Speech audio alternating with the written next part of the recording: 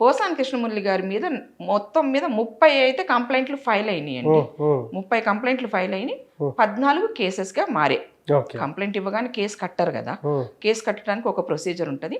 ఆ ప్రొసీజర్ని ఫాలో చేస్తూ ఒక ఎన్ని అంటే 14 కేసులు అయితే రెడీగా ఉన్నాయి.